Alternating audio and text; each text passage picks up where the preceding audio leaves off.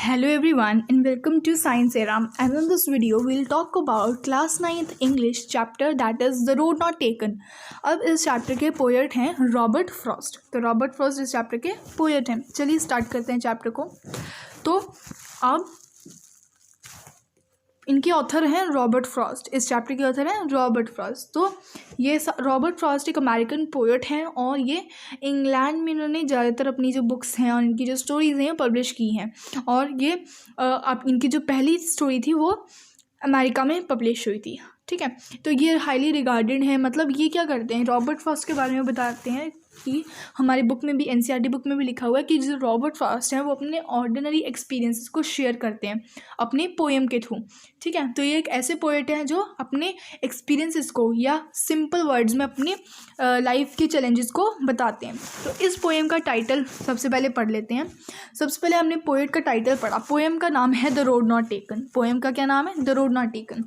तो अगर हम इस चीज़ को डिवाइड करें द रोड नॉट टेकन को, तो पहले तो रोड, इस चैप्टर में रोड का क्या मीनिंग है? रोड मतलब चॉइसेस, यानी हमारी लाइफ में कितनी चॉइसेस हैं, इसे हम रोड कह रहे हैं चैप्टर के अंदर। पोएट इसे ये बता रहे हैं।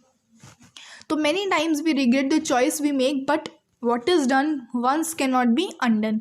तो वो क्या लिखा बताया जा रहा है कि रोड के बारे में बताया जा रहा है। रोड क्या है?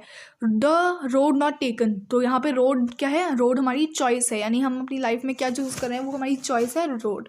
और हम अगर एक बारी हमने एक चॉइस को चूज़ कर लिया, मतलब एक बारी एक डिसीजन ले लिया लाइफ में, तो हम उसे वापस चेंज नहीं कर सकते, उसे दोबारा चेंज नहीं कर सकते और कोई और रिग्रेट भी नहीं कर सकते। ठीक है, man regrets for what he has denied himself in life rather than what he has chosen. तो पोएट यहाँ पे बताते हैं कि जो इंसान है, जो मैन है, वो अपनी मतलब वो रिग्रेट करता है उन चीज़ों के लिए जो उसने छोड़ दी, लेकिन ये नहीं सोचता कि उसने क्या पाया है। ठीक है, तो पोएम, इसीलिए पोएम का क्या नाम रखा है? The road not taken. Poem का नाम रखा है किसने? रॉबर्ट फ्रॉस्ट ने। तो the word road not only means the way. तो यहाँ पे जो रोड है इसका मतलब सिर्फ वे ही नहीं है, ये हमारी जर्नी है लाइफ की या स्टेज ऑफ जर्नी है।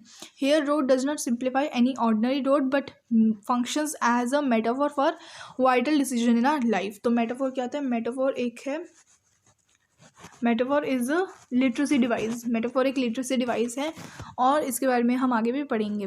तो मेटाफॉर क्या होता है? मेटाफॉर एक लिटरेसी डिवाइस है। और पोएम यहाँ पे पोएट के बता रहे हैं कि जो रोड है ये सिर्फ ये एक ऑर्डिनरी रोड के बारे में नहीं बात की गई, एक सड़क नहीं है, ये एक मेटाफॉर है, हमारी लाइफ के चैलेंजेस के बारे में बताया जाता है। जिसमें आगे है summary of the poem. Poem में किस चीज़ के बारे में बताया जाएगा? तो this poem talks about the choices one has in life and its their consequences.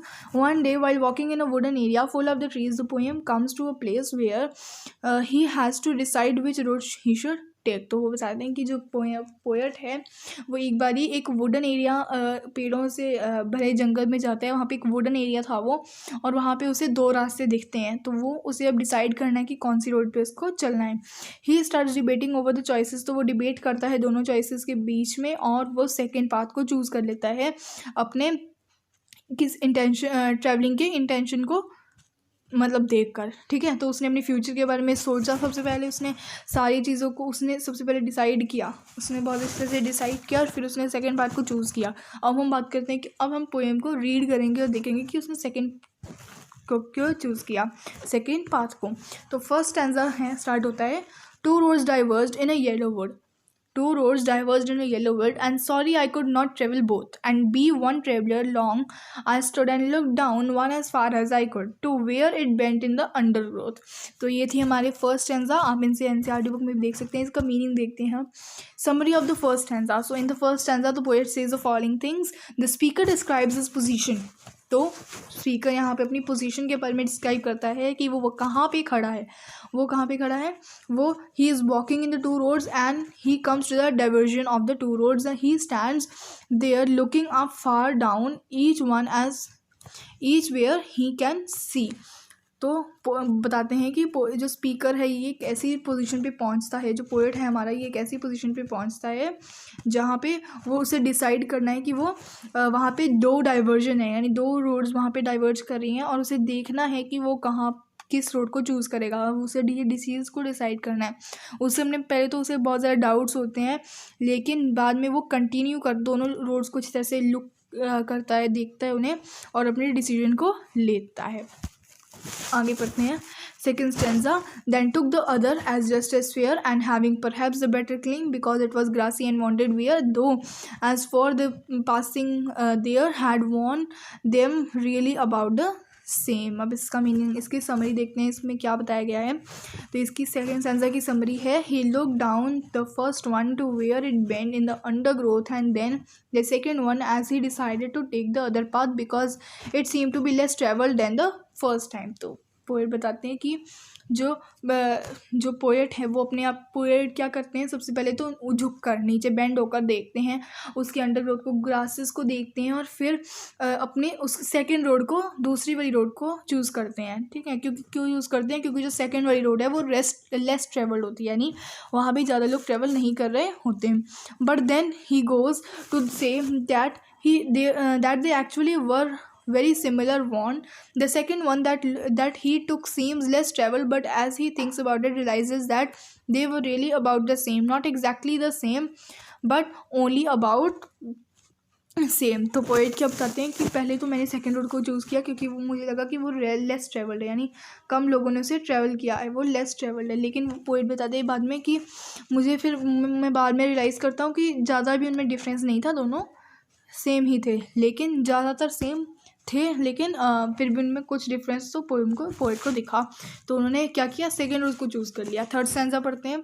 Third stanza में पोएट बताते हैं कि and both that morning equally lay hilly in leaves no step then trodden black on I kept the first for another day, yet knowing how many leads on to way I doubted if I should ever come back। तो इसका summary क्या है, the third stanza continues with the cogitation about the possible differences between the two roads. He had noticed that the leaves were both fresh fallen on them both and had not been walked on, but then he again claims that maybe he would come back and also walk the first one sometimes, but he doubted he would be able to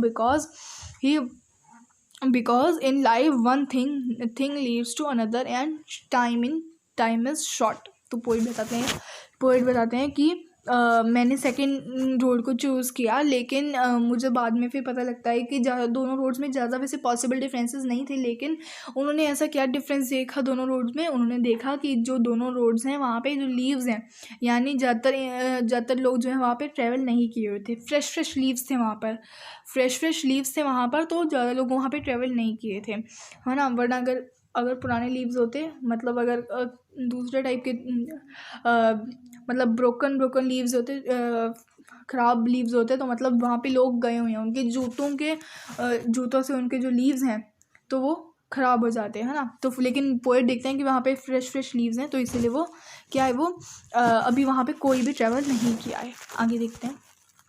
fourth stanza है, I shall be telling this with the size somewhere ages and ages hence two roads diverged in a wood and I looked one less traveled by and then he made all the difference। तो poet बताते हैं कि यहाँ पे कि मैं बाद में मैं सोचता हूँ कभी कभार कि दोनों रोड्स जब डाइवर्ज करती थी तो क्या क्या हुआ था।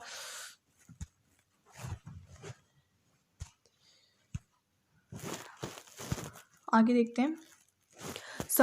Summary of the fourth stanza क्या है, तो in this poem the word difference is taken in a positive way, but there is nothing in the poem that suggests that this difference signals a positive outcome। The speaker could not offer such information because he has not lived the difference yet।